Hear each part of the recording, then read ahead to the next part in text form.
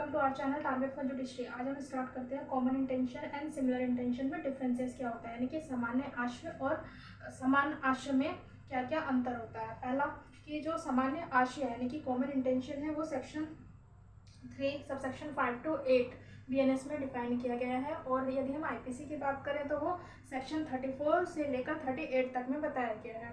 और समान आशय जो होता है यानी कि सिमिलर इंटेंशन को कहीं भी परिभाषित नहीं किया गया है।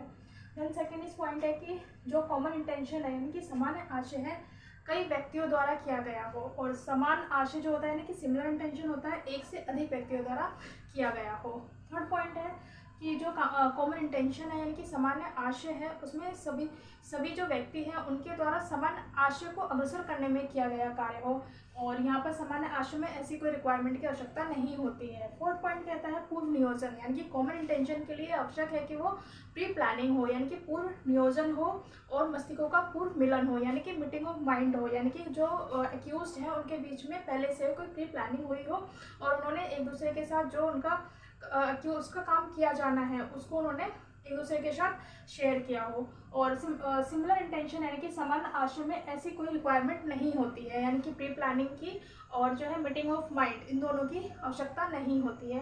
अब हम कॉमन इंटेंशन और सिमिलर इंटेंशन को एक एग्जांपल के थ्रू समझते हैं। जैसे कि कॉमन इंटेंशन में कि सामान्य आशय यानी कि सपोज ABCD एक्स का मर्डर करना चाहते हैं, जिसके लिए उन्होंने पहले प्री प्लानिंग कर ली और ABCD ने आपस में कॉन्स्पिरेसी करके जो है कि एक्स का मर्डर कर दिया है।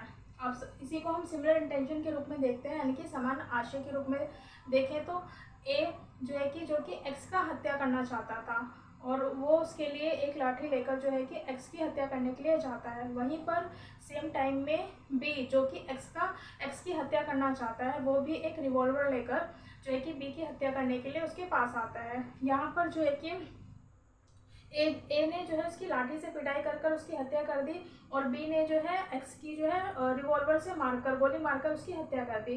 तो यहाँ पर क्या हुआ, दोनों व्यक्ति के बीच में कोई प्री प्लानिंग नहीं थी, कोई मीटिंग ऑफ माइंड नहीं था, बस दोनों का ये आशय था, वो भी अलग अलग आशय था कि वो जो है कि एक्स की हत्या करना चाहते थे।